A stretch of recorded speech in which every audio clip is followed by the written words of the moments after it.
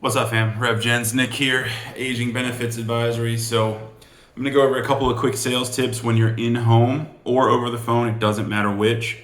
First thing is first, anytime you're in a sales situation, you wanna overcome objections before they come up. And the way you do that is the way you structure your questions. You always wanna ask questions that you know the answer to or that are leading questions and can get them to ask a question that you are predicting. So, for example, ask a leading question. If this product were free, would you buy it? Yes. Now that's a really simple one, but think along that lines. If your family was in trouble, would you help them? Yes. Most people are going to say yes to those questions. Now, some people will say no, but always think along the lines of leading questions. Leading questions are really, really, really important. So in insurance, one of my favorite leading questions is, if something happened to you tomorrow, what would your family do financially? Very simple question. A lot of people are going to look at you and they're going to say, oh, well, X, Y, and Z is going to do this. We're going to do that. I'm like, all right, so there's not really a plan. You don't really have a will. What happens financially? Meaning, you currently, I've already done my financial inventory. You owe a mortgage on this home. It's a $2,000 a month payment. Who is making that payment so either your wife or you don't have to move out and your kids can stay in this house? Who's making that payment? See how I led them? That first question is going to lead them down a rabbit hole of uncertainty. And then I'm going to clarify the question and literally ask it again, slightly different. And now I have a very pointed answer for what they're going to tell me, which is, I don't know, or I'm not sure, or we're going to dip into our savings. Okay, that's fantastic. I already know what's in their savings because I asked them before in their financial inventory. So I'm going to say, okay, at $2,000 a month, your savings at 50 grand, we'll say they had 50 grand. That's great. 50 grand, you have 25 months. So your wife, we'll use a wife in this example, can live here for 2 years and then she's got to move. And she's going to be able to access your savings. It's a joint account. I already know the question. I already know the answer to that. I asked them earlier. And they're going to say, well, no, that's my personal, our joint account's only got 6,000 in it. Okay, so now she can live here for 3 months because she's going to have a tough time accessing your bank account because they're going to have to go through and figure out if you had a will and probate and all that other shit. There's going to be a time delay. Now, whether there's a time delay or not doesn't matter. There's going to be some delays because the person just passed away. The point is, you're leading them down a path that they have to answer questions in a certain fashion. So always keep that in mind. Ask open-ended, leading questions, because the more that they talk and explain, the more they're going to sell themselves, particularly on insurance. Because everybody conceptually knows they should have insurance. It's if they believe that they're actually going to pass away or that something could happen, which everyone should believe that because shit happens all the time. Watch the news. But they have to get that in their mind. So next step. When you're talking to them, always, this is a really important, this is for any sale. If a table is square, you never want to sit directly across from husband and wife. You also never want to sit in between husband and wife. You want to sit off to one side and have them off to one side. I normally like to have them off to my left side. So sitting here facing, this is my left, I would want them, either one right across from me and the other one right here to my direct left-hand side. The reason I do that is really simple. I am seated now to whoever directly to my left, I'm now directly to their right. And the person that's across from me, I can look right at both of them at the same exact time. So they don't cross communicate, they don't try to talk over my head, they don't look at each other. They're sitting together on their side, I'm sitting on my side. Ultimately, we're going to be on the same side. They don't know that yet, but that's how I'm positioned.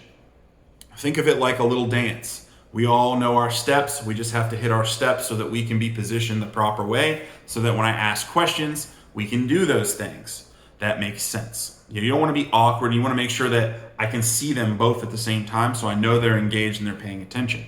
Makes it very, very easy to ask those open-ended questions, because normally when you ask a question like that, like what happens if this situation, they're going to have different answers.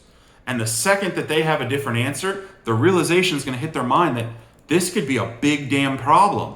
And then here I am holding the solution to fix this big damn problem. Bam, that's how you make a sale.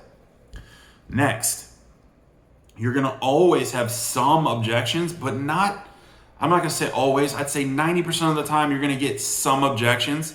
If you don't get an objection, it's going to feel really weird, but normally that's a sign of two things. They were either going to buy whatever the hell it is you were selling, no matter what, which does happen.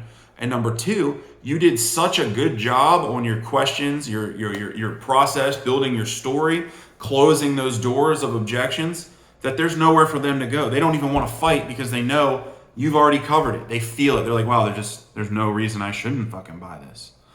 It happens. I've done presentations where people are they're laydowns because there's just nowhere for them to go.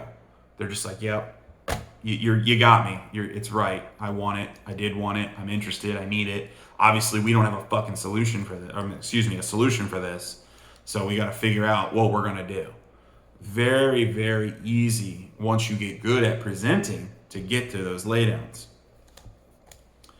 The next big thing, when someone says they want to think about it, always remember this, depending on what it is. So an object, a service, like insurance is intangible. They can't see it. They can't touch it. If they say they want to think about it, 99% of the time, they're not sold on the concept of having insurance. They don't trust and believe it's something that's real. And they look at it like, well, I'll be dead, so I don't need it. It's very interesting. When I talk to people about Medicare insurance, normally everyone automatically, oh yeah, I need that. I want that. I need that. Well, yeah, because they're trained to know that they should get it, that they need it, and that they're going to use it. As soon as you talk about life insurance, that switch flips. They're like, well, I never needed life insurance before, and that's only something you need if you plan on dying. Excuse me, Mr. and Mrs. Homeowner who's 80, you're going to die. Like, that shit's on its way. The Grim Reaper's in the driveway. Like, I don't know who you've been talking to, but I seen him. I was here. People, they don't get it. They're like, oh, that'll never happen to me. It's like, tick-tock. It's on its way. If that's the person, just get out of there. There's no point. You can't convince someone conceptually to buy insurance. They have to either want it, need it, or have a reason to have it. They want it. They just want to have it. It makes them feel better. They need it. They have expenses or bills or things that they don't want to burden other people with, like a funeral. And then the last thing, conceptually, want it, need it, they gotta have it. Gotta have it because they cannot afford a funeral. They cannot afford their hospital bills. They don't have a wealthy member of the family that they can just stick all that responsibility on. So always remind people of those things. So when people give me that big objection for life insurance, they're just like, yeah, I'm never gonna need that. Just bury me in the garbage. I'm like, yeah, that's really, it's funny that you say that. No, they're not gonna do that. They can't just throw away a body because that could be literally considered a crime. So they're not gonna do that. They're gonna have to dispose of your body. Would you like it donated to science? They're probably gonna cut you up in pieces, do whatever experiments they wanna do, and then they will cremate you and send you wherever you'd like. That's normally free. Or you're gonna have some kind of service and your family is gonna start a GoFundMe. It's gonna look like this. I have it on my phone. And they're gonna basically be begging everyone that they know in their neighborhood to pitch in a few dollars so that you can have a semi-respectable going off. And if they can't do it, it's just gonna be, it's not a great way to have a funeral, is basically everybody being stressed out about money. So if you don't care about that because you're no longer with us, then, obviously that's your prerogative. But, if you care about your family, it's an act of love to cover them up and make sure that this isn't going to be an issue for them. A lot of people, when you say something like that to them, two things are going to happen. They're either going to get really pissed off because you did just insult them, or they're going to be like, holy shit, he's absolutely freaking right. And it's about 50-50. 50-50. They're going to buy instantly, or they're going to tell you to get out of their house. And you know what? If they tell you to leave, just leave. They're miserable, sad people. Like, they don't care about their family, and probably their family doesn't care about them. It's not your problem. Move on. That's why I love this business. It's not my problem. It's not Baywatch. I'm not there to save everyone. I'm there to save who needs help. If you want help, I'm here to help you. If you don't want help, sayonara. Don't take it personally. That is the beauty of sales, the beauty of leads. Just go to more places. I'm not here to argue with you. I'm here to submit an application and hope it gets approved. If we can't do that, that's no problem. I'm not wasting any more of my time. Adios, gotta go. Period. That's all you have to remember. Very, very simple. That will overcome any objections doing those couple processes. And if you want more in-depth things, follow me, ask questions below. I'm gonna put up an actual pitch that I do for final expense mortgage protection. I'll probably do a Medicare pitch as well, so you can see exactly how I close all those doors. So there's nowhere to go but up. Sign up, join the team.